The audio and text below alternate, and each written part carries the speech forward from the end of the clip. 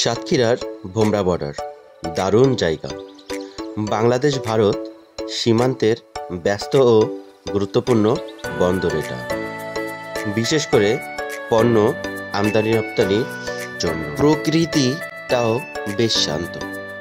গ্রামীণ পরিবেশের সাঙ্গ সীমান্ত এলাকার কর্মচাঞ্চল্য মিশে এক আলাদা প্রাইভেট করে সকালে রওনা দিয়েছিলাম সাতক্ষীরা জেলার ভোমরা বর্ডারের উদ্দেশ্যে।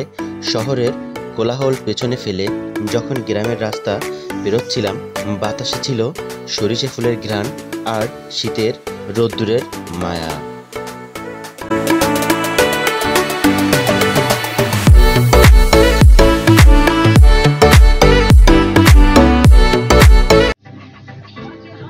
আজকে কিন্তু বাইরের দিকে বের হলাম গাড়ি নিয়ে।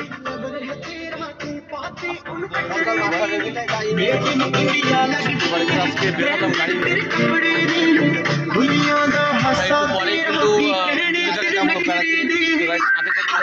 উপভোগ করবো।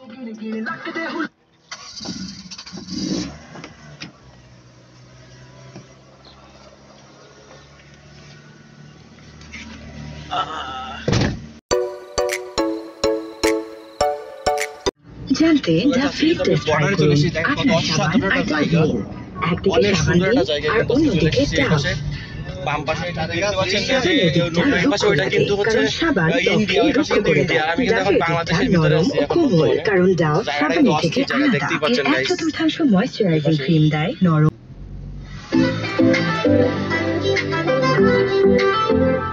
আজকে ব্লগটা কিন্তু খুব ইন্টারেস্টিং হবে গাইস, সেই মজা হয় সেই।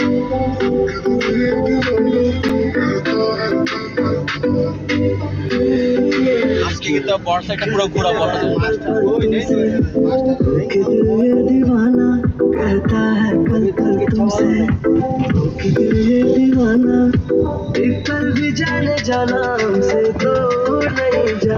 সাথে থাকুন এবং ব্লগটা এনজয় করুন।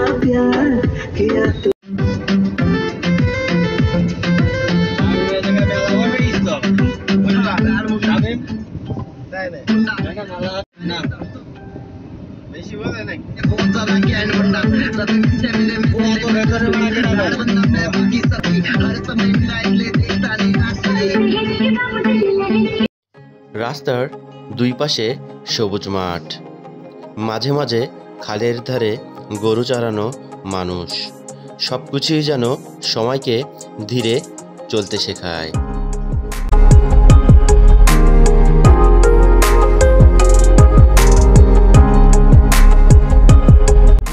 ভোমরা পৌঁছে দেখি সীমান্ত এলাকার কর্মচাঞ্চল্য, ট্রাক লাইন, কাস্টম অফিস আর ব্যবসায়ী মানুষের ভিড়।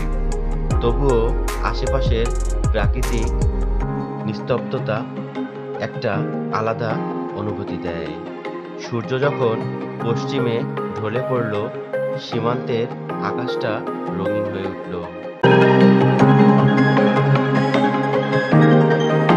গাড়ির ভিতর থেকে গ্রামের দৃশ্যগুলো দেখতে সত্যি খুব অপরূপ লাগছিল।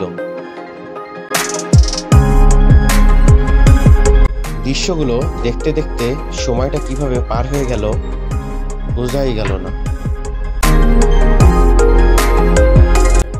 যেতে যেতে হঠাৎ গাড়ির বাইরে লক্ষ্য করে দেখলাম গ্রামের মহিলারা কি সুন্দর করে তাদের দক্ষতার সাথে বিভিন্ন রকম পিঠে বানাচ্ছিল,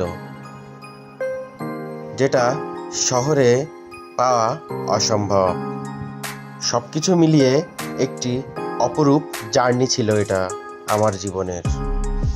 দৃশ্যগুলো দেখতে দেখতে যেন অন্য জগতে চলে গিয়েছিলাম আমি।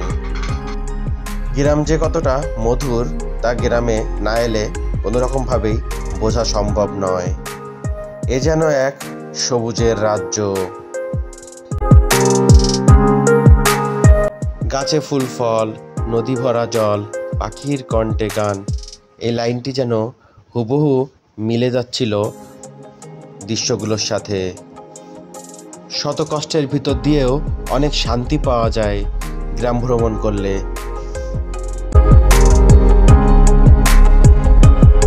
গ্রাম ভ্রমণ করার সময় মনের ভিতর দিয়ে যে শান্তি প্রবাহিত হচ্ছিল সেটা হয়তো আমি কখনো প্রকাশ করতে পারবো না। যদি বলেন ভালোবাসার আরেক নাম কি, আমি বলবো ভালোবাসার আরেক নাম হলো গ্রাম, যেখানে না এলে আপনি বুঝবেন না।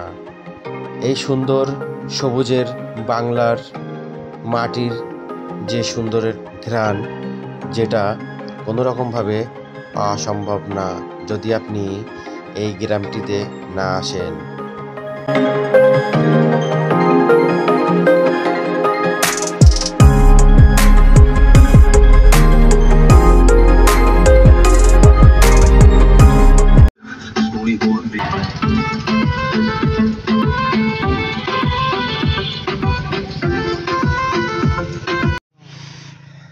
তো গাইস, আরো একটা সুন্দর প্লেসে কিন্তু চলে আসছে গ্রামের। এই দেখেন,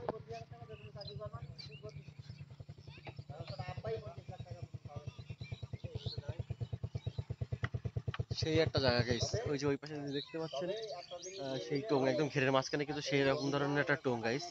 তো সেই লাগতেছে এই যে, এবং অস্থির একটা পরিবেশ আজকে।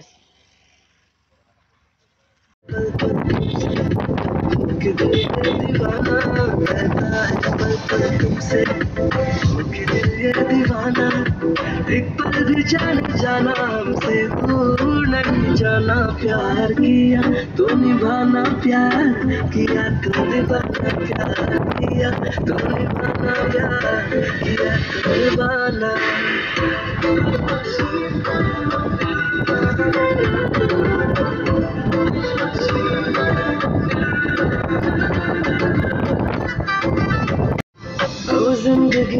ডান পাশে কিন্তু আপনারা দেখতে পাচ্ছেন, ওই পাশে কিন্তু সব হচ্ছে ইন্ডিয়া, পাঁচের ওই পাশে কিন্তু ইন্ডিয়া, এই পাশে বাংলাদেশ, কিন্তু বাংলাদেশের ভিতরে আছে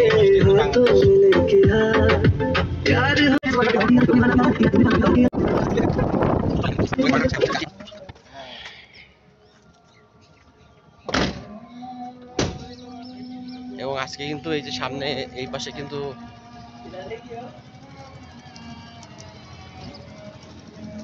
কিন্তু আমি যে সামনে যেখানটা যাচ্ছি এখানটায় সব ইন্ডিয়া থেকে যেসব পাথরগুলো আসে, সেই পাথরগুলো কিন্তু সব এখানে আসে। যে পাথরগুলো আসে, এই যে পাথর এরিয়া পুরা, এই যে আমার পিছনে যে সাইডগুলো দেখতে পাচ্ছেন এই সব কিন্তু পাথর। ওকে,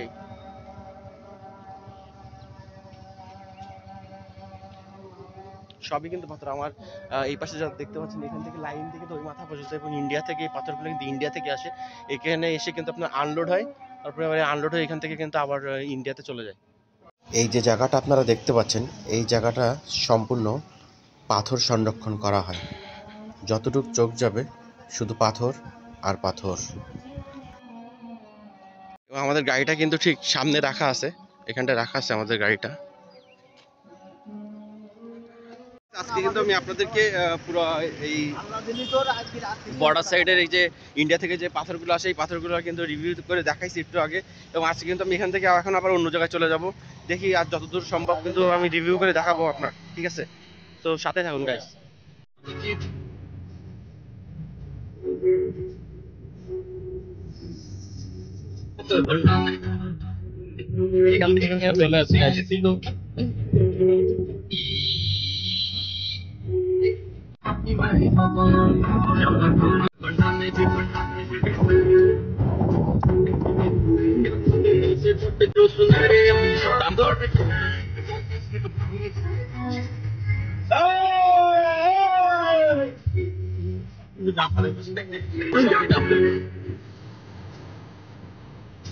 সবই ডাম্পার ওই পাশে।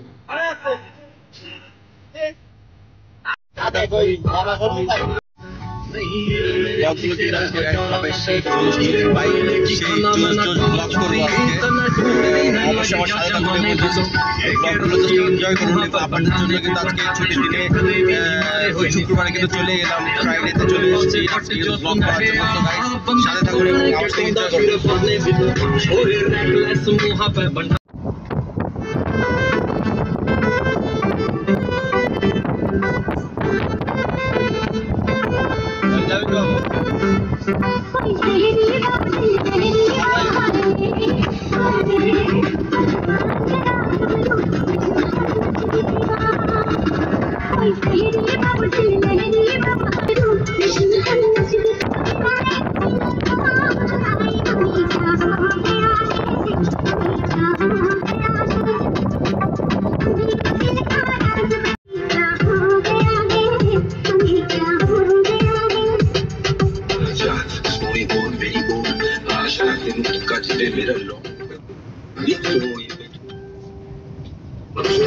ভাবি না এদিকে কি করতে পরে আসবে না।